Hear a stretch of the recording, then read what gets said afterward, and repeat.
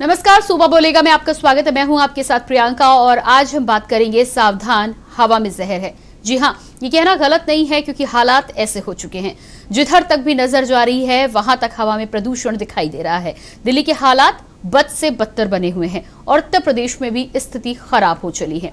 Corona संकट से उबरने के बाद अब दिल्ली समेत यूपी की गाजियाबाद का वायु प्रदूषण से जूझता हुआ शहर बन चुका है। 454 AQI के साथ गाजियाबाद फिर भारत का सबसे प्रदूषित शहर दर्ज किया गया। इसके बाद कानपुर और लखनऊ की भी हवा प्रदूषित हो चुकी है। आज इसी पर बातचीत करेंगे, ग्राउंड रिपोर्ट के जरिए हालात जानने की कोशिश करेंगे। हमारे रिपोर्टर अलग अलग शहरों से हमारे साथ जुड़ेंगे और अलग अलग शहरों का जायजा आप तक पहुंचाएंगे, लेकिन उससे पहले आपको दिखाते हैं एक रिपोर्ट।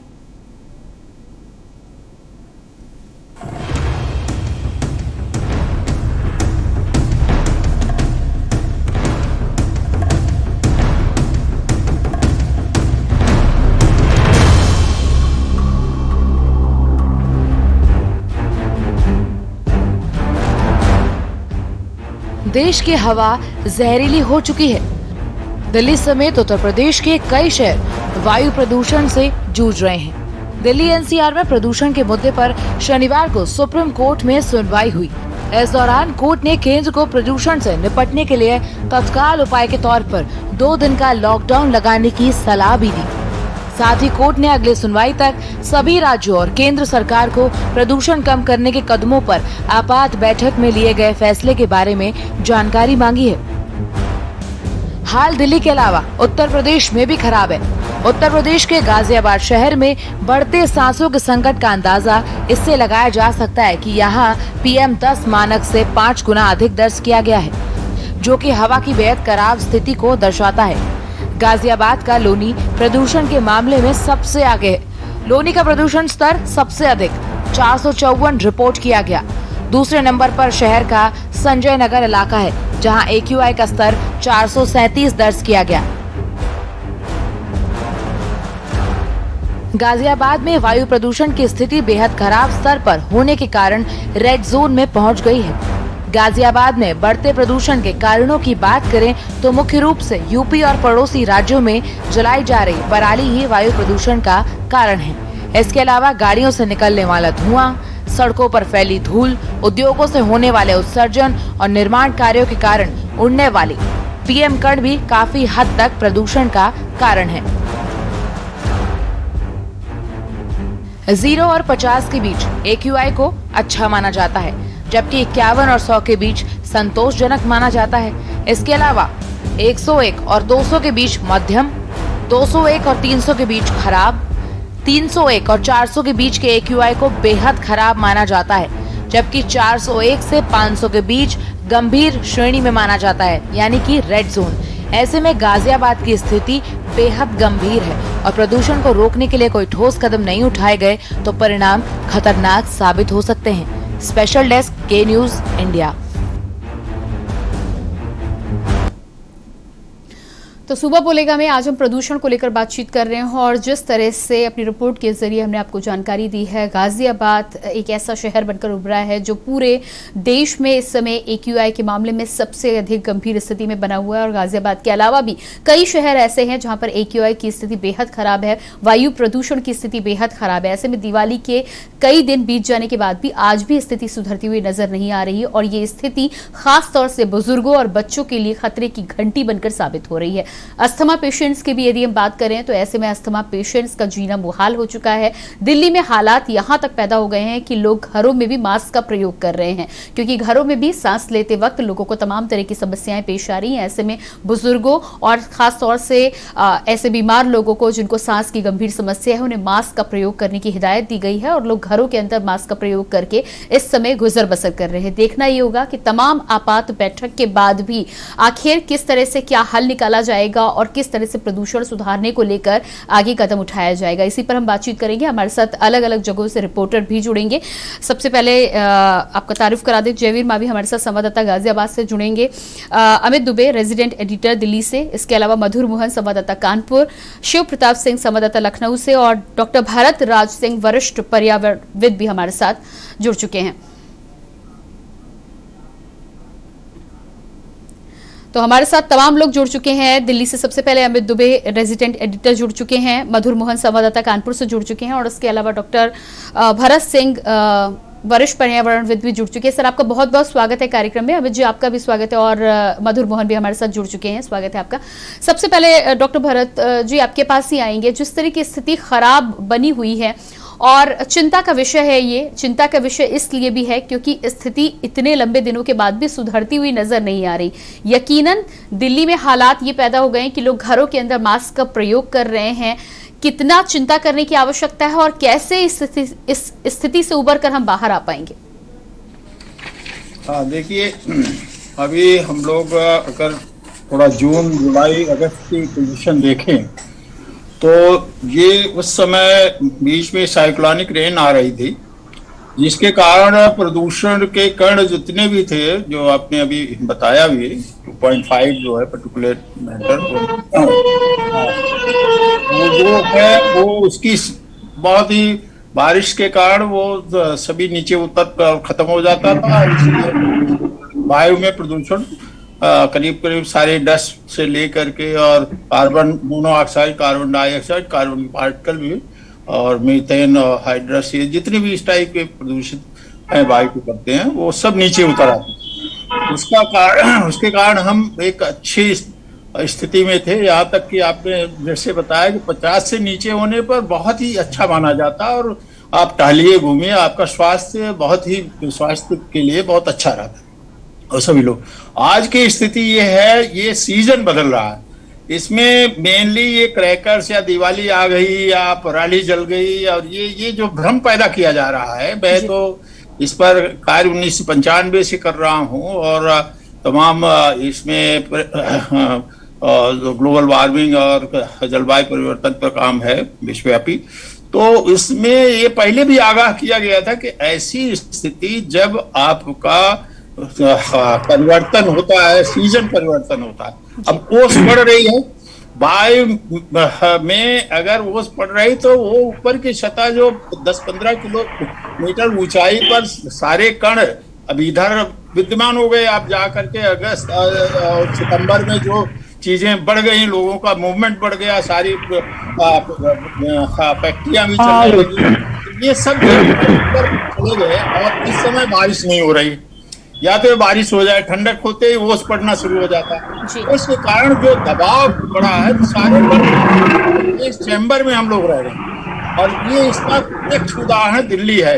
दिल्ली में आप देखें गाड़ियों की संख्या यहाँ आप गाजियाबाद या लखनऊ से कहीं ज्यादा है, तो वो तो और एडिटिव हो रहा है। जो ऊपर से उतरा है कारण उसमें और आप सांस नहीं ले सकते। इस समय तो ये हालत है, अगर हाई कोर्ट ने कह दिया है कि लॉकडाउन लगा देना चाहिए, क्योंकि छोटे बच्चों, बुजुर्गों, तमाम सबकी बीमारी है, इसी समय कोलैप्स कर सकते हैं। हमें अभी याद है कि 4-5 दिन पहले यहाँ पर 4 से करीब, यहाँ भी लखनऊ में बढ़ गया। मेरे पास डेली का मैं डाटा रखता हूँ, डेली नहीं भाई, और इसमें सांस घर के अंदर नहीं ले पा रहे थे, ये हालत है। तो इसके लिए गवर्नमेंट को एक ही उपाय, हमने 5 साल पहले भी कहा था, ऐसे टाइम में या तो आर्टिफिशियल रेन कराई जाए, सभी को कहते घरों के ऊपर से पानी का छिड़काव किया जाए, या पूरे नगर पालिका, महानगर पालिका ये कार्य करें। नहीं तो ये लोगों की जान लेने के लिए थोड़ा अब ये सारी चीज चलाने के लिए है। आज हम जो पब्लिक है, पब्लिक अपने व्यापार, अपने रोजी रोटी के लिए दौड़ रही। जी बिल्कुल भरत सिंह जी, जिस तरह से आपने बताया है, तरीका भी बताया है, अच्छा तरीका है, इस पर हो सकता है सरकार आगे विचार कर रही हो। आपके पास वापस भी आएंगे और कई सवाल हैं जो आपके सामने हम रखेंगे, लेकिन हमारे साथ दिल्ली से रेजिडेंट एडिटर अमित दुबे भी जुड़ चुके हैं। जी अमित, जिस तरह से डॉक्टर भरत सिंह जी का साफ तौर पर कहना है कि पराली और पटाखे एक कारण जरूर माने जा सकते हैं, लेकिन इससे पहले भी काफी लंबे समय से ग्लोबल वार्मिंग के चलते और मौसम परिवर्तन के चलते ये समस्या बनी हुई थी। काफी लंबे सालों से इसको लेकर कई बार अपनी बातें भी रखी गई हैं, विचार विमर्श भी चल रहा है, लेकिन तब भी जो रिजल्ट है वो ज्यों का त्यों है। हर साल इस तरह की स्थिति पैदा होती है और हर साल स्मॉग दिल्ली वासियों को, दिल्ली एनसीआर वासियों को परेशान करता है। सबसे पहले तो आपसे जानना चाहेंगे कि क्या स्थिति है, किस तरह दिल्ली में लोग सांस ले रहे हैं? देखिए, खासतौर पर उन लोगों के लिए जो लोग मॉर्निंग वॉक पे जाते हैं, ज्यादातर लोगों ने निकलना बंद कर दिया है, क्योंकि दिल्ली की हवा जिस तरह से जहरीली है। और खासतौर पे सबसे बड़ी बात कि जो जिन लोगों को अस्थमा की बीमारी है या जो लोग हार्ट के पेशेंट हैं, ऐसे लोगों के लिए तो खासतौर पे सांस लेने में बहुत ज्यादा दिक्कत हो रही है।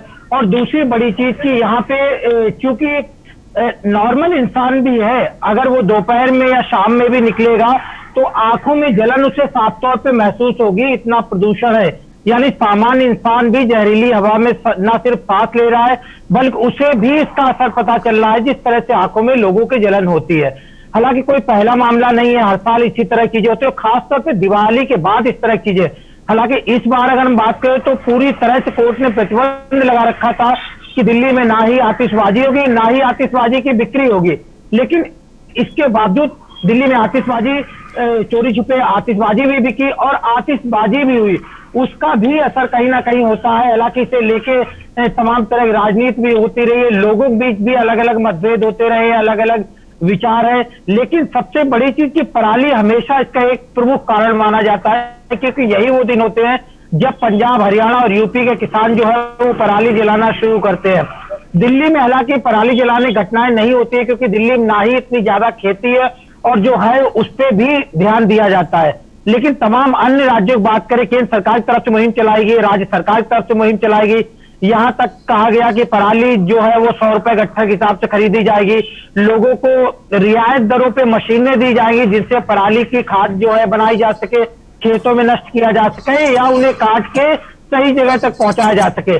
लेकिन किसानों के लिए भी कहीं ना कहीं जिस तरह समस्या होती है, तमाम चीजें जो है बारिश के बाद तमाम लोगों की फसलें बर्बाद हो गई, असम किसान को भी नहीं लगता कि वो इतना ज्यादा खर्च भर्ट कर पाएगा और इस तरह पराली को सही जगह तक पहुंचा पाएगा। और तमाम घटनाएं खासतौर पे जो सैटेलाइट में कैद हुई है, तमाम सीसीटीवी के जरिए घटनाएं आई हैं, जिस तरह पराली जलाई गई है और जो दिल्ली सरकार मुहिम चला रही थी वो भी नाकाफी यहाँ पे साबित हुई है। क्योंकि जो चीजें हैं, खासतौर क्या यमुना के प्रदूषण की बात करें या हम वायु प्रदूषण की बात करें, ये किसी एक राज्य की देन नहीं है। कोई एक राज्य ऐसा नहीं है कि सीमा है जिसमें वो बाउंड कर सकता है, हवा को आने से रोक सकता है। तमाम राज्यों की प्रकृति, तमाम राज्यों का आचरण जो है वो इस पर निर्भर करता है। यमुना के लेके जो कुछ हुआ वो हमने देखा कि किस तरह से दिल्ली पे दोष दिया गया। हालांकि क्या दिल्ली में जो सीवर है या दिल्ली में जो नाले हैं, क्या वो यमुना में नहीं जाते? जी बिल्कुल, जी बिल्कुल अमित। तो पराली का यहाँ पर पराली को सीधे तौर पर दोष दे दिया जाता है, जिस तरह से आपका साफ तौर पर कहना है कि किसानों को इतना अफोर्ड कर पाना हर किसान के लिए मुमकिन नहीं है। ऐसे में सरकारों को यहाँ पर भी कदम उठाना पड़ेगा, कहीं ना कहीं किसानों की मदद करने के लिए, या पराली को ठीक तरह से खेतों से उठाकर ठीक जगह पे पहुंचाने के लिए भी कुछ ना कुछ करना पड़ेगा। लेकिन उसके अलावा दिल्ली की भी यदि हम बात करें तो दिल्ली में तमाम फैक्ट्रियां संचालित की जाती है, उन फैक्ट्रियों का वेस्ट सीधे तौर पर यमुना में जाता है। ग्लोबल वार्मिंग के पीछे बड़ा कारण है, लंबे समय से चर्चा हो रही। अभी छठ के त्योहार में भी जब घाटों को दिखाया जा रहा था तो साफ तौर पर देख पा रहे थे कि किस तरह से काला प्रदूषित पानी, सफेद झाग साफ तौर पर दिखाया जा रहा था, लोगों को पूजा करना भी मुश्किल हो रहा था। इस बारे में भी हम बातचीत करेंगे। हमारे साथ डॉक्टर भरत सिंह लगातार जुड़े, लेकिन उसके अलावा हमारे साथ लखनऊ से शिव प्रताप सिंह जुड़ चुके, कानपुर से मधुर मोहन और गाजियाबाद से जयवीर मावी भी जुड़ चुके हैं। सबसे पहले मधुर आपके पास आएंगे। कानपुर की यदि हम बात करें तो दिल्ली एनसीआर की तो हम बात कर ही रहे थे, अभी हम गाजियाबाद का भी जायजा लेंगे, लेकिन कानपुर भी इस पूरे मामले में पीछे नहीं है। और हर बार यही होता है कि इंडस्ट्रीज की माने या जिस तरह से पटाखों की यदि बात करें, दिवाली की यदि बात करें, तो पूरे तरह से कानपुर में आप साफ तौर पर देख पा रहे हैं किस तरह से दिवाली मनाई गई थी। क्या कुछ हालत यहाँ के AQI की बनी है, किस तरह की हवा है कानपुर में? जी बिल्कुल, यदि हम कानपुर बात करें, जैसे दिल्ली गाजियाबाद हमारे तहबीर बताया, वैसे कानपुर में भी 255 AQI बढ़ा हुआ है और कहीं ना कहीं ये खतरनाक है, क्योंकि 255 एक खराब उसमें आता है, दिशा में एक आता है। और कानपुर की बात करें, कानपुर में जो पटाखों का जो भी रवैया रहा है, जैसे कि हाई कोर्ट ने और सुप्रीम कोर्ट ने साफ कहा था कि सिर्फ ग्रीन पटाखे जलेंगे, और कानपुर में साफ आदेश हुआ था ग्रीन पटाखे, लेकिन पटाखों का लेवल बहुत ज्यादा था, बहुत पटाखे छुड़ाए गए थे। सबसे बड़ी बात ये, कानपुर एक उद्योग नगरी माना जाता है, जिसमें सबसे ज्यादा यदि हम कारखानों की बात करें, सबसे कंपनियों की बात करें, तो फिर कानपुर जैसे जाजमा हुआ, आपका दादागर हुआ, ये एक सेमेस्टर है कि आपको सबसे ज्यादा कंपनियां, इनकी धुंध प्लस ये जो सर्दी पड़ रही है उसकी धुंध, कहीं ना कहीं माना जाए जो सड़क की जो धूल उठती है उसके कारण ये 255 यहाँ का AQI लेवल है, जो कि लोगों काफी खतरनाक है। सबसे बड़ी बात यह कि कानपुर में यदि हम आप हेलर्ट की बात करें, उसका तो कहीं ना कहीं जो रोगी जो है दमागरोगी साधु, उनके लिए सबसे खतरनाक बात है। सबसे बड़ी बात इसलिए सामने और आती है, जो सुबह टहलने वाले लोग जाते हैं वो शाम को, ये जो पार्क में लोग टहलने जाते हैं उनको भी काफी दिक्कतों का सामना करना पड़ रहा है, जिससे लोग अपने घर से बाहर निकल रहे हैं। और धुंध आप खुद देख सकते हैं, अभी हम लोग छठ पूजा के जो मुझे कानपुर से लाइव किया था उसमें दिखाया था कि धुंध इतनी ज्यादा है कि लोगों को काफी दिक्कतों का सामना करना पड़ रहा है। जी बिल्कुल। हमारे साथ गाजियाबाद से जयवीर भाभी भी जुड़ चुके हैं। जी जयवीर, गाजियाबाद की यदि हम बात करेंगे, दिल्ली एनसीआर की हम खास तौर पर बात कर रहे हैं, दिल्ली की स्थिति के बारे में अमित ने हमें यहाँ पर जानकारी दी है। गाजियाबाद की यदि बात करें तो गाजियाबाद की तो कहने ही क्या है, पूरे भारत में नंबर 1 पर आया है प्रदूषण के मामले में, और लगातार तमाम कोशिशों के बावजूद भी स्थिति सुधरने का नाम नहीं ले रही। क्या कहना है आपका, और खासतौर से लोनी की क्या स्थिति बनी हुई है?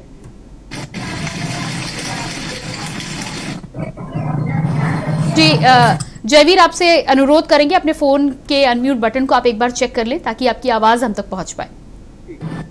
आपको बता दूं कि अगर गाजियाबाद जिले की हम बात करते हैं तो गाजियाबाद जिला देश का सबसे प्रदूषित जिला बन चुका है। कारण है कि यहाँ पर जो अवैध फैक्ट्रियां हैं, तमाम अवैध फैक्ट्रियां यहाँ पर चलती हैं। धूल की बात करें, सड़कों पर भारी धूल यहाँ पर है। वाहनों की बात करें तो बड़ी संख्या में यहाँ पर जो वाहन है वो चल रहे हैं। तो कहीं ना कहीं जिस तरह प्रदूषण की बात करते हैं तो जिला प्रशासन पूरी तरह से प्रदूषण को रोकने में नाकाम है। बात करें लोनी की, लोनी जो तहसील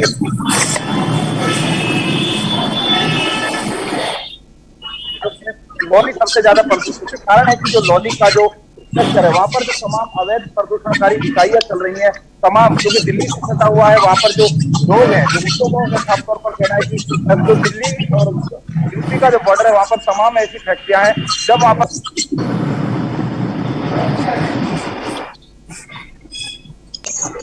अपना पिता छुटा लिया जाता है तो कहीं ना कहीं जिस तरह प्रदूषणकारी इकाइयां हैं, हालांकि जिला प्रशासन ने अब गाजियाबाद में जो जनरेटर है उन पर रोक लगा दी है। जनरेटर की पूरी तरह से जनरेटर चलाने पर रोक है, जुर्माना भी किया जा रहा है।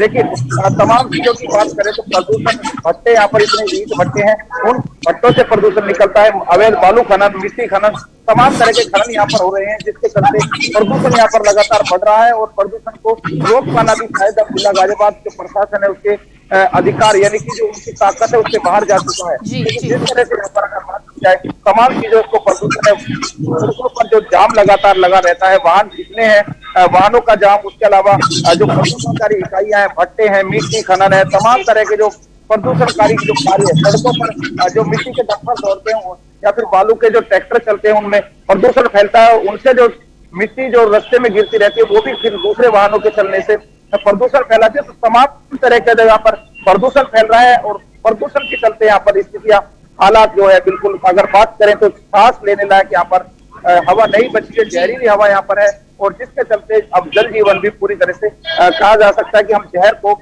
सूंघ रहे हैं, जहर के माध्यम से हम अपना जीवन चला रहे हैं। जी बिल्कुल जयवीर, आपके पास वापस आएंगे और शिव प्रताप सिंह आपके पास वापस आएंगे। ब्रेक के लिए हम यहाँ पर रुक रहे हैं, तमाम लोग बने रहिएगा हमारे साथ। तो सूबा बोलेगा में आज हम बात कर रहे हैं जहरीली हवा की। जिस तरह से दिल्ली से लेकर कानपुर और लखनऊ तमाम शहरों में AQI का इंडेक्स बढ़ा हुआ है, खतरे की घंटी साफ तौर पर दिल्ली NCR में नजर आ रही है। कोर्ट को यह आदेश तक देना पड़ा है कि 2 दिनों के लिए स्थिति को संभालने के लिए लॉकडाउन लगाने की जरूरत है। देखना यह होगा कि इस स्थिति से कैसे बाहर निकला जा सकता है और ये जो खतरे की घंटी बनी हुई है इससे हम कब तक सबक सीखेंगे और कब इस ओर प्रयास करेंगे कि कहीं ना कहीं प्रदूषण की दिशा में हम अपना पहला कदम उठा के सुधार की ओर आगे बढ़ सके। इस पर हम बातचीत करेंगे, लेकिन पहले रुकिए एक छोटे से ब्रेक के लिए।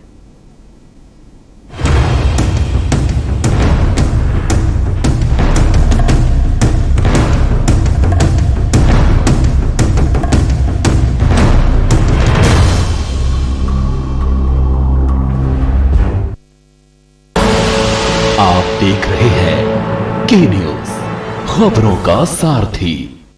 सदियों से सुनते आए हैं, बेटे बड़े होके अच्छी सी नौकरी करना, अच्छी सी नौकरी करना।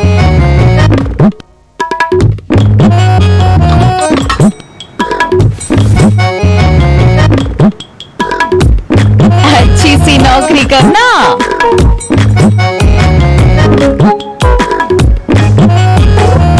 अच्छी सी नौकरी करना।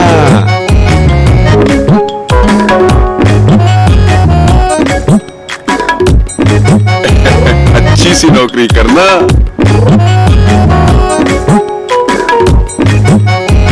अच्छी सी नौकरी करना।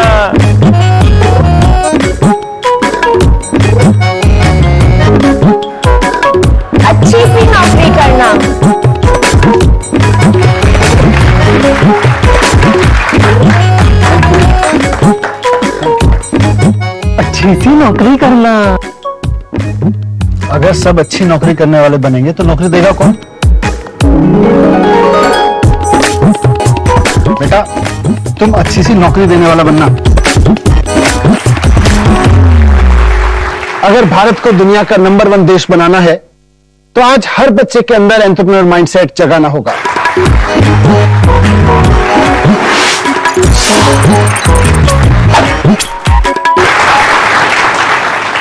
बिजनेस ब्लास्टर्स हमारी एक पहल है जो बच्चों को सिखा रही है कि उन्हें नौकरी ढूंढने वाला नहीं, नौकरी देने वाला बनना है।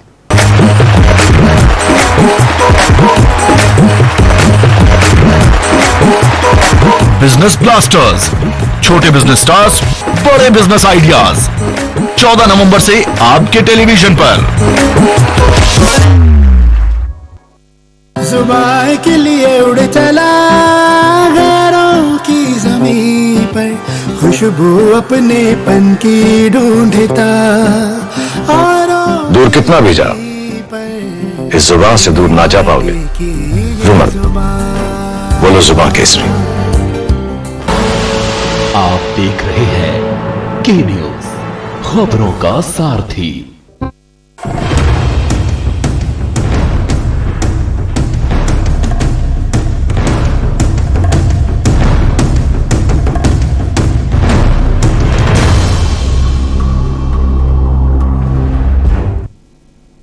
ब्रेक के बाद एक बार फिर आप सभी दर्शकों का बहुत बहुत स्वागत है सूबा बोलेगा में। आज हम बात कर रहे हैं सावधान हवा में जहर है। जिस तरह से दिल्ली एनसीआर से लेकर लखनऊ और कानपुर तमाम शहरों का AQI इंडेक्स लगातार बढ़ा हुआ है। ऐसे में चिंता की बात तो है ही, चिंता की बात उन तमाम लोगों के लिए भी है जिन्हें सांस लेने में दिक्कतों का सामना करना पड़ रहा है और अपने घरों तक में मास्क का प्रयोग करना पड़ रहा है। ऐसे में सरकारों के द्वारा तो तमाम प्रयास किए जा रहे हैं, लेकिन देश की जनता होने के नाते, भारत का नागरिक होने के नाते कहीं ना कहीं हम सबकी भी जिम्मेदारी हो सकती है कि अपने अपने स्तर पर हम क्या कुछ कर सकते हैं। और सीधी तस्वीरें आपको दिखा रहे हैं। इससे पहले हम इस पर आगे बातचीत करेंगे। पराली की सीधी तस्वीरें। ਭਾਈ ਆਪਣੇ ਤੋਂ ਸੰਦਾਂ ਦਾ ਸਾਧਨ ਨਹੀਂ ਹੈਗਾ ਤੇ ਖਰਚਾ ਬਹੁਤ ਜ਼ਿਆਦਾ ਹੁੰਦਾ। ਡੀਜ਼ਲ 100 ਰੁਪਏ ਨੂੰ ਹੋ ਗਿਆ ਵਾ ਤੇ ਤੁਸੀਂ ਵੀ ਸਿਆਣੇ ਜੋ ਹੁਣ ਤਗੜਾ ਜ਼ਿਮੀਂਦਾਰ ਚਲੋ ਲੈ ਲੂਗਾ, ਅਸੀਂ ਕਿੱਥੋਂ ਲੈ ਲਈਏ ਪਹਿਲਾਂ ਦੱਸੋ। ਮੇਨ ਗੱਲ ਤੇ ਆ ਵਾ ਹੁਣ ਨਹੀਂ ਮਤਲਬ ਨਹੀਂ ਖਰਚਾ ਹੁੰਦਾ ਪੂਰਾ ਤੇ ਫੇਰ ਹੀ ਅੱਗ ਲਾਈ। ਸਾਡਾ ਜੀ ਕਰਦਾ ਵਾ ਕੰਮ ਕਰੀਏ। ਜੇ ਤੁਸੀਂ ਅੱਗ ਨਹੀਂ ਲਾਉਂਦੇ ਤੇ ਗਾਂ ਖੇਤੀ ਲੇਟ ਹੁੰਦੀ ਹੈ। ਖੇਤੀ ਦੇ ਸਾਡੀ ਹਿਸਾਬ ਲਾ ਲਓ ਵੀ ਅੱਜ 10 ਦਿਨ ਕਣਕ ਲੇਟ ਹੋ ਗਈ ਆ। ਨੁਕਸਾਨ ਬਹੁਤ ਜ਼ਿਆਦਾ ਹੁੰਦਿਆ ਵਾ। ਜੇ ਸਰਕਾਰਾਂ ਕਹਿੰਦੀਆਂ ਉਹ ਕਰ ਦੇਣਾ, ਜੇ ਕਰ ਦੇਣਾ, ਕੁਝ ਨਹੀਂ ਕਰਦੀਆਂ। ਕੀ ਕਰਨਾ ਚਾਹੀਦਾ ਸਰਕਾਰ ਨੂੰ ਜੇ ਪਰਾਲੀ।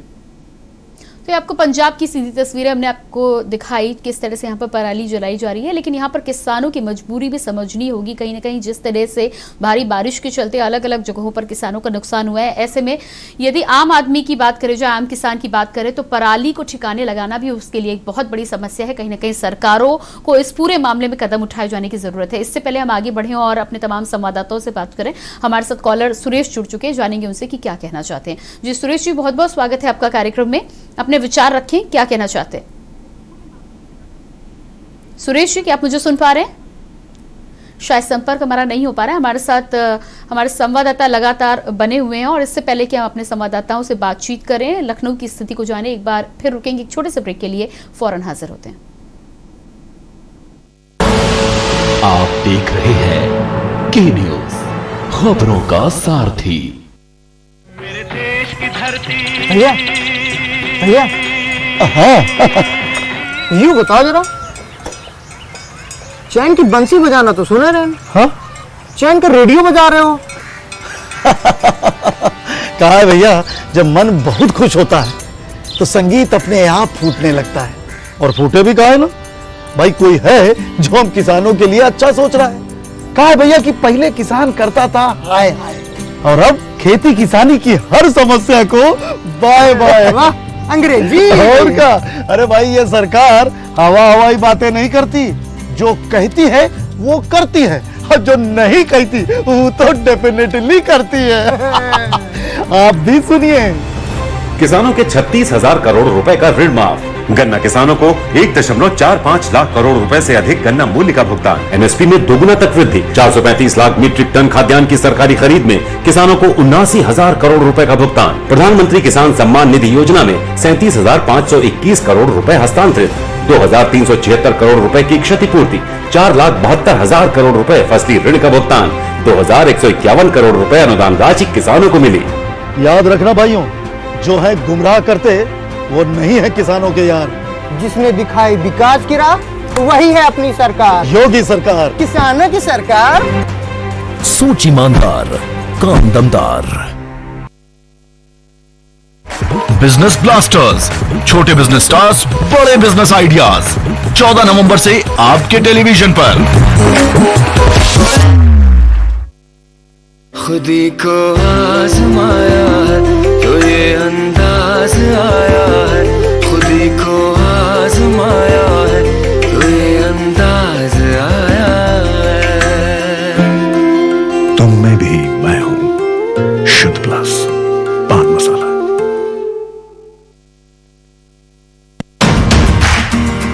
हो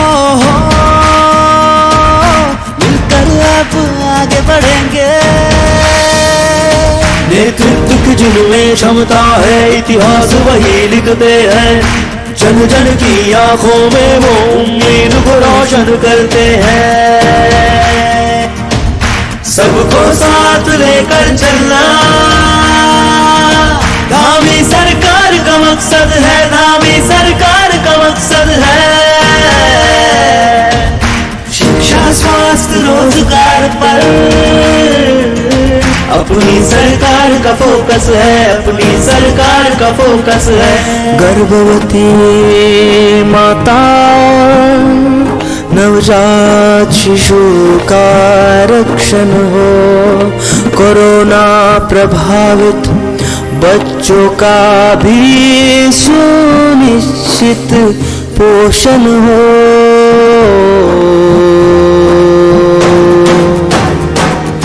रोजगार भरपूर मिले, कौशल विकास का द्वार खुले।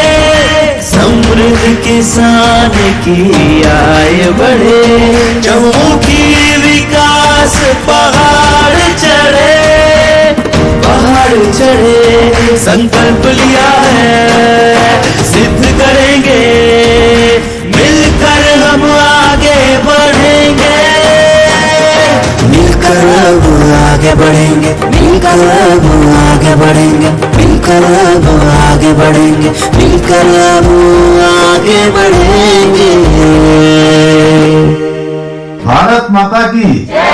उत्तराखंड में सुशासन की पहचान बन चुकी है धामी सरकार। सबका साथ, सबका विकास, सबका विश्वास, सबका प्रयास।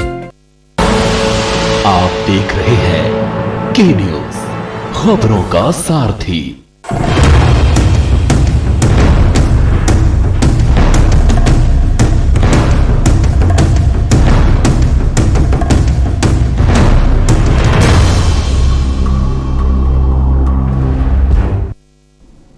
तो ब्रेक के बाद एक बार फिर से सूबा बोलेगा में बात करेंगे बिगड़ी हुई हवा की। और इस बिगड़ी हुई हवा के चलते जिस तरह से आम आदमी का जीना मुहाल हो चुका है, ऐसे में अब ये समय आ चुका है कि पर्यावरणविदों से लेकर तमाम सरकारें इस ओर ध्यान दें।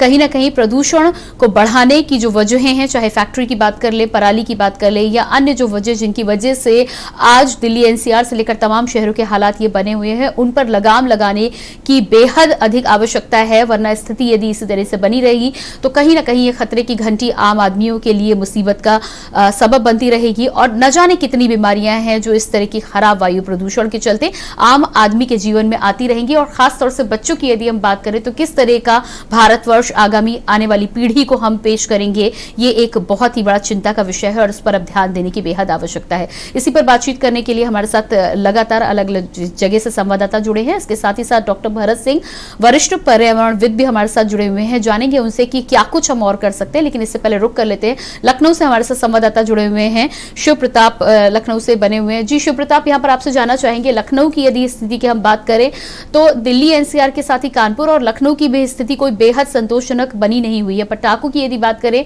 तो भारी संख्या में रोक के बावजूद भी पटाखे छोड़े गए हैं, हालांकि तमाम लोगों से अपील भी की गई थी, लेकिन कहीं ना कहीं आज जो इस तरह की स्थिति बनी हुई है उसमें फैक्ट्रीज के अलावा हम सब भी जिम्मेदार हैं। सबसे पहले तो आपसे जानेंगे क्या स्थिति बनी हुई है राजधानी लखनऊ की। देखिए, उत्तर प्रदेश सरकार की तरफ से साफ तौर पर दिशा निर्देश दिए गए थे कि जो AQI इंडेक्स है पूरे उत्तर प्रदेश का, चाहे वो पश्चिमी यूपी की बात करें या मध्य यूपी की या फिर राजधानी लखनऊ की, उसको ठीक करना बेहद। जी माफ कीजिएगा शिव प्रताप सिंह जी, यहाँ आपको रोकेंगे, आपके पास वापस आएंगे। इसी बीच दिल्ली के मुख्यमंत्री अरविंद केजरीवाल कुछ कह रहे हैं, आपको सुनाते हैं। इस वक्त हमारा मकसद दिल्ली सरकार का और दिल्ली के लोगों का ये है कि दिल्ली के अंदर जो पोल्यूशन बढ़ने की वजह से इमरजेंसी जैसे हालात क्रिएट हो गए हैं उसको कैसे निपटा जाए, अपने दिल्ली के लोगों को राहत कैसे पहुंचाई जाए, अपने दिल्ली के बच्चों को कैसे राहत पहुंचाई जाए ताकि वो साफ सांसें ले सकें। तो अभी हमारी मीटिंग हुई थी, सारे डिपार्टमेंट्स के लोग आए थे, मंत्रीगण थे, ऑफिसर्स थे, और कुछ ये मोटे मोटे तौर पे 4 कदम आज हम लोगों ने डिसाइड किए हैं। एक तो ये कि सोमवार से 1 हफ्ते के लिए स्कूल फिजिकल बंद किए जा रहे हैं, वर्चुअल क्लासेस चलेंगी लेकिन फिजिकली स्कूल बंद किए जा रहे हैं ताकि हमारे बच्चों को घर से बाहर ना निकलना पड़े और उनको पोल्यूटेड एयर में सांस ना लेनी पड़े। दूसरा, कंस्ट्रक्शन एक्टिविटीज़ को 14 से 17 ये दिखा रहा है जो वेदर फॉरकास्ट है कि 14 तारीख से 17 तारीख तक हवाएं नहीं चलेंगी और वो पराली का धुआं तो आता रहेगा। तो ऐसा लग रहा है कि उस वक्त सिचुएशन थोड़ी सी ज़्यादा ख़राब हो सकती है। तो इस दौरान कंस्ट्रक्शन एक्टिविटीज़ को बंद किया जाएगा। तीसरा, जितने सरकारी दफ्तर हैं, सरकारी दफ्तरों का वर्क फ्रॉम होम किया जा रहा है 100%। तो सरकारी दफ्तर इस दौरान बंद रहेंगे और सभी छुट्टी नहीं है, वो बंद रहेंगे और सबको वर्क फ्रॉम होम करना है, या अगर कोई इमरजेंसी कॉल है तो कॉल पे अवेलेबल रहना है। प्राइवेट वाले जितने लोग हैं, प्राइवेट ऑफिसर्स, उनको एक एडवाइजरी जारी की जाएगी कि वो लोग भी ज़्यादा से ज़्यादा वर्क फ्रॉम होम कर सकें। और चौथा, आज सुप्रीम कोर्ट के अंदर एक बीच बीच में एक सुझाव निकल के आ रहा था कि क्या दिल्ली को कंप्लीट लॉकडाउन किया जा सकता है अगर बहुत ज़्यादा सिचुएशन हालात ख़राब हो जाते हैं तो उसका हम पूरा वर्कआउट कर रहे हैं कि उसके क्या मायने होंगे, उस लॉकडाउन के क्या मायने होंगे। अभी लगा नहीं रहे हैं, हम एक उसका प्रस्ताव बना रहे हैं और इस प्रस्ताव को हम सुप्रीम कोर्ट के सामने रखेंगे कि अगर ऐसा ऐसा होता है और केंद्र सारी एजेंसी से डिस्कस करके, बिकॉज ये बहुत ही एक्सट्रीम स्टेप होगा, तो सारी एजेंसी से केंद्र सरकार को कॉन्फिडेंस में लेके, CPCB को कॉन्फिडेंस में लेके, सफ़र को कॉन्फिडेंस में लेके अगर ऐसे हालात बनते हैं तो फिर उसमें दिल्ली के अंदर सारे प्राइवेट व्हीकल्स, कंस्ट्रक्शन, ट्रांसपोर्ट, ये सब व्हीकुलर, ये कंस्ट्रक्शन और इंडस्ट्रियल, ये बंद एक्टिविटीज़ बंद की जा सकती हैं। तो ये एक प्रस्ताव, अभी केवल प्रस्ताव के तौर पे इसको हम कोर्ट के सामने रखेंगे। तो ये 4 मोटे मोटे तौर पे निर्णय लिए गए। हम दिल्ली वालों ने हमेशा बड़ी से बड़ी मुसीबत का बड़े अच्छे से सामना किया है और मैं ये हमारी सबकी सांसों का सवाल है, हमारे सबके सेहत का सवाल है, ज़िंदगी का सवाल है। मैं दिल्ली के लोगों से उम्मीद करता हूँ और अपील करता हूँ कि सब लोग मिलके इस पोल्यूशन की प्रॉब्लम से भी अच्छे से निपटेंगे। ये कठोर कदम जो हम उठा रहे हैं ये मजबूरी है और ये सब दिल्ली के लोग समझेंगे कि ये मजबूरी है, ये उठाना ज़रूरी है।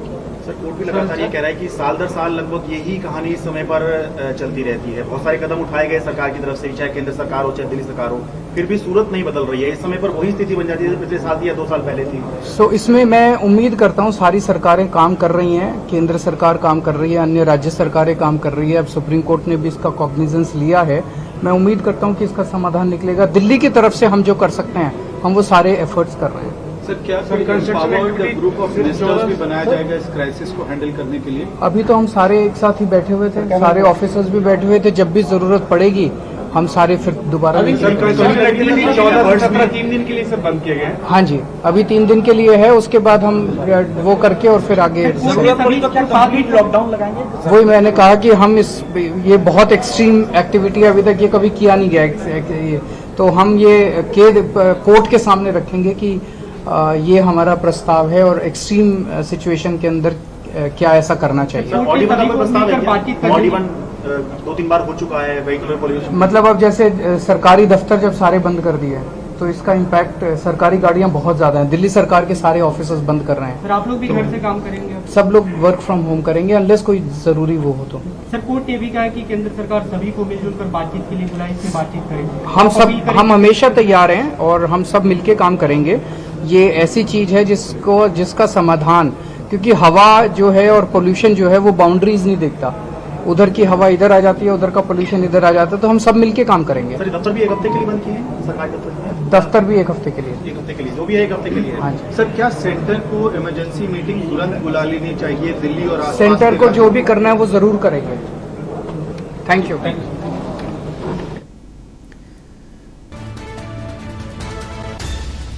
तो ये थे दिल्ली के मुख्यमंत्री अरविंद केजरीवाल। कंस्ट्रक्शन से जुड़ी तमाम गतिविधियों पर लगाम लगाई जाएगी। 1 हफ्ते के लिए कई चीजों को बंद किया गया है, सरकारी दफ्तरों को बंद किया गया है। संपूर्ण लॉकडाउन पर भी प्रस्ताव कोर्ट को भेजा जाएगा, उस पर बातचीत की जा सकती है। प्रदूषण को लेकर दिल्ली सरकार का बड़ा फैसला सामने आया है। आपने मुख्यमंत्री अरविंद केजरीवाल को सुना, उन्होंने साफ तौर पर बोला है कि 4 बातों को लेकर दिल्ली सरकार ने बड़ा फैसला लिया है। बच्चों के स्कूलों को पूरी तरह से 1 हफ्ते के लिए बंद किया गया है। तमाम अन्य एक्टिविटी की बात की जाए, सरकारी दफ्तरों की बात की जाए तो 1 हफ्ते के लिए सरकारी दफ्तरों को बंद किया गया है। वर्क फ्रॉम होम की सलाह दी गई है। इसके अलावा प्राइवेट ऑफिसेस को भी एडवाइजरी जारी की गई है कि वो भी तमाम अपने एम्प्लॉयज से कहें कि वर्क फ्रॉम होम किया जाए, और इस उपलक्ष्य में इस ओर जो कदम उठाया जा सकता है वो जरूरी कदम तमाम कंपनियों के द्वारा उठाई जाए। कंस्ट्रक्शन से जुड़ी गतिविधियों पर पूरी तरह से इस 1 हफ्ते के लिए लगाम लगाई गई है, क्योंकि जिस तरह का मौसम है, जिस तरह के हालात दिल्ली में बने हुए हैं, ऐसे में इन तमाम एक्टिविटीज पर लगाम लगाना बेहद जरूरी हो गया था AQI में सुधार लाने के लिए। तो जिस तरह से दिल्ली के मुख्यमंत्री अरविंद केजरीवाल के द्वारा दिल्ली सरकार का बड़ा फैसला सामने आया है, 4 मुख्य बिंदुओं पर अभी बातचीत की है, घोषणा की है। बच्चों के स्कूलों से लेकर कंस्ट्रक्शन की एक्टिविटी पर 1 हफ्ते तक के लिए पूरी तरह से रोक लगाई गई है, और इसके अलावा लॉकडाउन का सुझाव जो कोर्ट के द्वारा दिया गया था उसका प्रस्ताव भी जरूरत पड़ने पर दिल्ली सरकार लेकर आ सकती है। इसके अलावा और क्या कुछ किया जा सकता है उस पर बातचीत करेंगे, लेकिन उससे पहले रुकते हैं एक छोटे से ब्रेक के लिए। आप देख रहे हैं के न्यूज, खबरों का सारथी। उत्तराखंड राज्य की 21वीं वर्षगांठ पर समस्त राज्यवासियों को बधाई। राज्य के चौमुखी विकास के लिए प्रदेश सरकार का विकल्प रहित संकल्प, जिस पर सदैव कार्यरत हैं हम।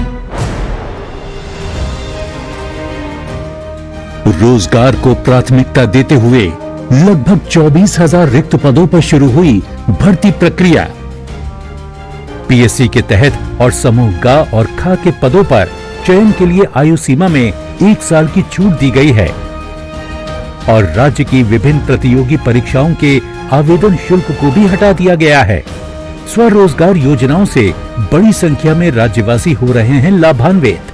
अतिथि शिक्षकों के वेतन, MBBS इंटर्न के स्टाइपेंड, विद्यार्थियों की छात्रवृत्ति एवं तीलू रोतेली आंगनबाड़ी कार्यकर्त्री पुरस्कार की राशि में भारी वृद्धि, और NDA, UPSC जैसी लिखित प्रवेश परीक्षाएं पास करने पर प्रोत्साहन राशि की व्यवस्था की गई है। कोविड से लड़ाई में मजबूती से डटे हैं हम। टीकाकरण अभियान को दूरस्थ क्षेत्रों तक पहुंचाकर उत्तराखंड ने समय से पहले 100% पहली डोज का टारगेट पूरा कर दिया है। कोविड-19 से प्रभावित तकरीबन हर वर्ग के लिए लगभग 700 करोड़ रुपए के आर्थिक पैकेज से 16 लाख से अधिक लोग लाभान्वित हो रहे हैं। महामारी से प्रभावित निराश्रित बच्चों के लिए वात्सल्य योजना की सुरक्षा, और महिलाओं को मिला मुख्यमंत्री महालक्ष्मी योजना का सहारा। अब आम लोगों की पहुंच में है मुफ्त स्वास्थ्य सुविधाएं। 44 लाख लोगों के बन चुके हैं आयुष्मान कार्ड। निःशुल्क जांच योजना के तहत मुफ्त पैथोलॉजिकल टेस्ट की सुविधा भी है। शिक्षा को आसान बनाने के लिए विद्यार्थियों को मुफ्त मोबाइल टैबलेट दिए जा रहे हैं। नई सड़कें, हाईवे,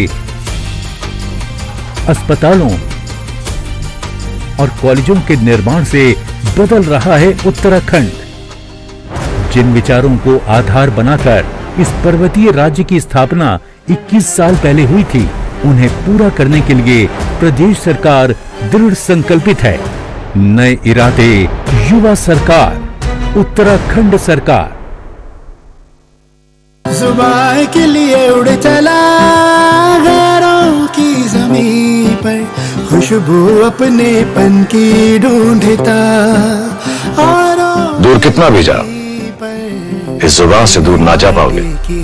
रुमल, बोलो जुबान केसरी। आप देख रहे हैं के न्यूज, खबरों का सारथी।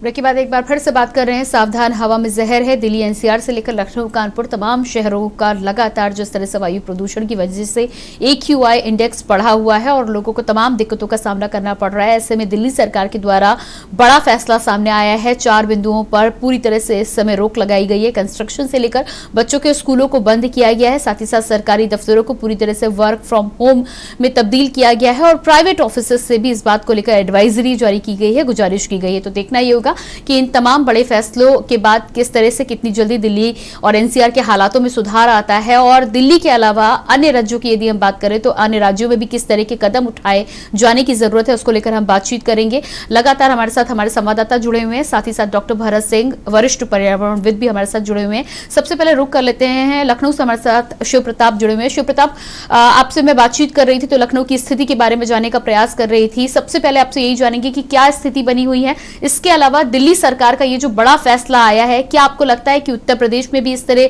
की स्थिति पर अब विचार करने की आवश्यकता है?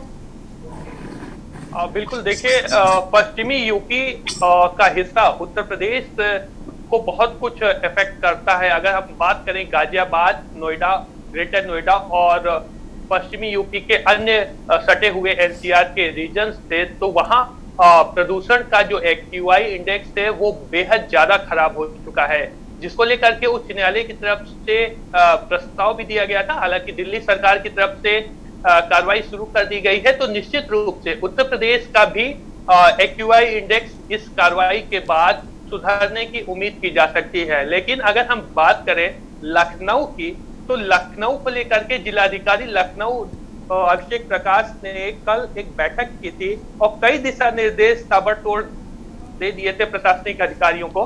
लेकिन अगर जमीनी हकीकत की बात की जाए तो वो कहीं दिखाई नहीं दे रहा है। उसकी वजह यह है कि उच्च स्तर पे, सरकार के स्तर पर अभी तक कोई मंशा ऐसी दिखाई नहीं दी। यही वजह है प्रशासनिक अधिकारी अपनी इतिश्री तो कर दे रहे हैं, लेकिन जी बिल्कुल। शिव प्रताप आपको यहाँ पर रोकना चाहेंगे। इस बीच बड़ी खबर आ रही है, पूर्व सीएम मायावती की मां का निधन। पूर्व सीएम मायावती की मां का हुआ निधन। लखनऊ से बड़ी खबर, 92 साल की उम्र में दिल का दौरा पड़ने से हुआ निधन। 92 साल की उम्र में अस्पताल में हुआ निधन। सतीश चंद्र मिश्र ने ट्वीट कर दी जानकारी। तो लखनऊ से बड़ी खबर आपको बता रहे हैं, यूपी की पूर्व सीएम मायावती की मां का हुआ निधन।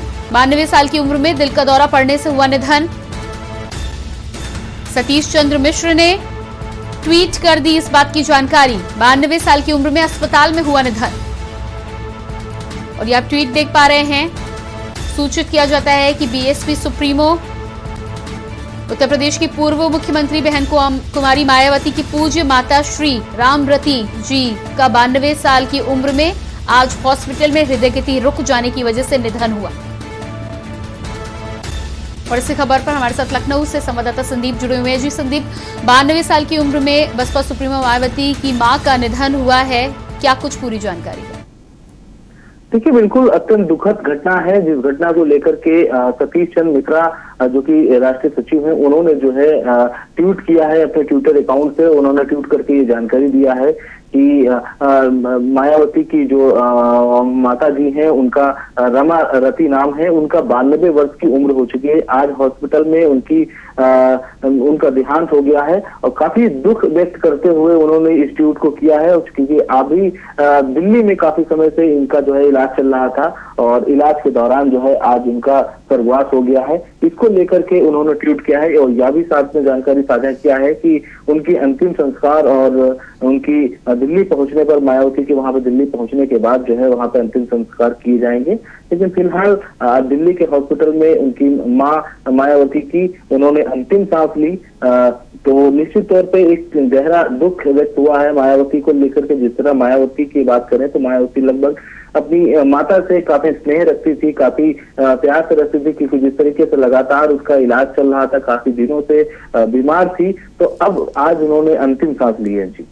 जी बिल्कुल संदीप, इस तमाम जानकारी के लिए आपको बहुत बहुत शुक्रिया। तो यूपी की पूर्व सीएम मायावती की मां का हुआ निधन, 92 साल की उम्र में दिल्ली में दिल का दौरा पड़ने से हुआ निधन। सतीश चंद्र मिश्र ने ट्वीट कर इस बात की जानकारी साझा की है। तो बुलेटिन में लगातार हम सूबा बोलेगा में आज बात कर रहे हैं जहरीली हवा की, उसको लेकर हम आगे भी कार्यक्रम को आगे बढ़ाएंगे, लेकिन फिलहाल रुकेंगे एक छोटे से ब्रेक के लिए। आप देख रहे हैं के न्यूज, खबरों का सारथी।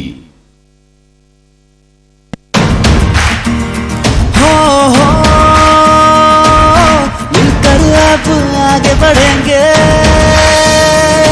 नेतृत्व की जिनमें क्षमता है, इतिहास वही लिखते हैं, जन जन की आंखों में वो उम्मीद को रोशन करते हैं। सबको साथ लेकर चलना धामी सरकार का मकसद है, धामी सरकार का मकसद है। शिक्षा, स्वास्थ्य, रोजगार पर अपनी सरकार का फोकस है, अपनी सरकार का फोकस है। गर्भवती माता, नवजात शिशु का रक्षण हो, कोरोना प्रभावित बच्चों का भी सुनिश्चित पोषण हो।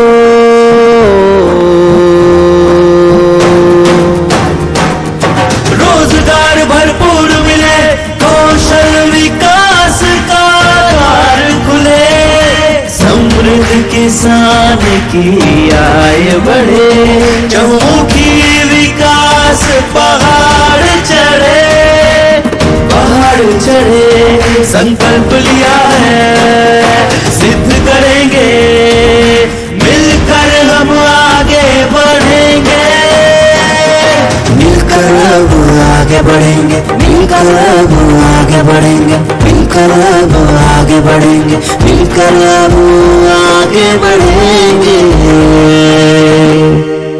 भारत माता की उत्तराखंड में सुशासन की पहचान बन चुकी है धामी सरकार। सबका साथ, सबका विकास, सबका विश्वास, सबका प्रयास। पर ये दिल है कि चख रहा है उन्हीं अल्फाजों का नूर, नूर और नूर, नूर और नूर, नूर और दूर कितना भी जाओ, इस जुबान से दूर ना जा पाओगे।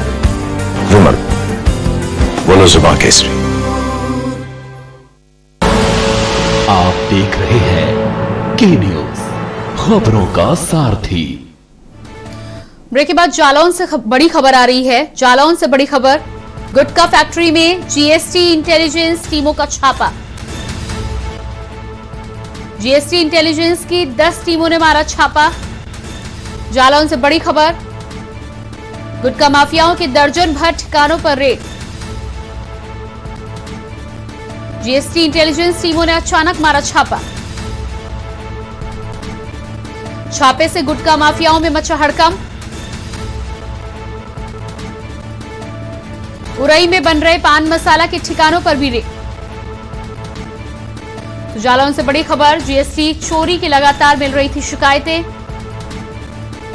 जिसको लेकर जीएसटी टीम ने छापा मारा है। छापे से गुटखा माफियाओं में हड़कंप का माहौल। गुटखा फैक्ट्री में जीएसटी इंटेलिजेंस टीमों का छापा, 10 टीमों ने मिलकर मारा है छापा। जीएसटी इंटेलिजेंस की 10 टीमों ने मारा छापा। गुटखा माफियाओं के दर्जन भर ठिकानों पर रेड। जीएसटी इंटेलिजेंस की टीमों ने गुटखा माफियाओं के ठिकानों पर मारी रेड। छापे से गुटखा माफियाओं में हड़कंप का माहौल। और जालौन से हमारे साथ संवाददाता माजिद अरमान जुड़े हुए हैं। जी माजिद, जिस तरह से जीएसटी इंटेलिजेंस की टीमों के द्वारा गुटखा माफियाओं के 10 ठिकानों पर छापा मारा गया है, ऐसे में क्या कुछ जानकारी निकलकर सामने आ रही है, किस तरह से ये कार्रवाई की गई? देखिए, बता दें कि जालौन के मुख्यालय ओरेंज जो है और गुटखा का हब बना हुआ है। यहाँ पे पिछले कई दिनों से लोगों को शिकायतें मिल रही थी, जिसको लेकर आज जीएसटी इंटेलिजेंस की छापेमारी की है और तकरीबन 10 टीमें बनाकर अलग अलग जगहों पे इन्होंने छापेमारी की है और इस पर उनकी अभी कार्रवाई इनकी चल रही है। लेकिन इसमें जो है अधिकारी ने कुछ बोलने से भी मना किया है कि उन्होंने कितना जीएसटी के बारे में कार्रवाई की है और क्या निकल के आया है। हालांकि उन्होंने मना किया, लेकिन जब ये छापेमारी शुरू हुई तो पिछले 3 घंटे पहले से प्राप्त लगातार जो है कांटेक्ट कराई जा रही है कि किसी तरीके से इसको हो जाए जो आ रही है। हड़कंप मचा हुआ है और पिछले कई दिनों से लगातार गुटखा माफियाओं की शिकायतें मिल रही थी, जिसको लेकर आज छापेमारी की गई। जी बिल्कुल, तो जिस तरह से छापेमारी की गई है, 10 टीमों के द्वारा छापेमारी की गई है, कितनी संख्या में माल बरामद किया गया है जिसके माध्यम से जिसको छुपाकर कहीं ना कहीं चोरी की जा रही थी? जी, भारी तादाद में अनुमान लगाया जा रहा है। जिस तरीके से छापेमारी की गई है, जगह अलग अलग स्थानों पर छापेमारी हुई है, लेकिन अभी तक ये क्लियर नहीं किया गया है और जो बताया जा रहा है अधिकारियों द्वारा भी बोलने से मना किया गया है कि अभी किस तरीके से इन्होंने छापेमारी की और क्या क्या इन्होंने बरामद किया है, इन चीजों पर छानबीन की है। इन्होंने से मना कर दिया, लेकिन छापेमारी रीति लगातार जो है चल रहा है। अभी अंदर जो कार्य चल रहे हैं उसको अभी बताया नहीं जा रहा है।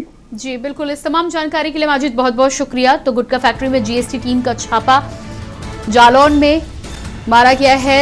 10 से अधिक टीमों ने ये रेड मारी है और इस पूरे मामले में जिस तरह से गुटखा माफियाओं में हड़कंप मचा है, माना जा रहा था कि भारी मात्रा में कर चोरी की यहाँ पर शिकायतें सामने आ रही थी, जिसको लेकर ये बड़ी कार्रवाई जालौन उरई में की गई है।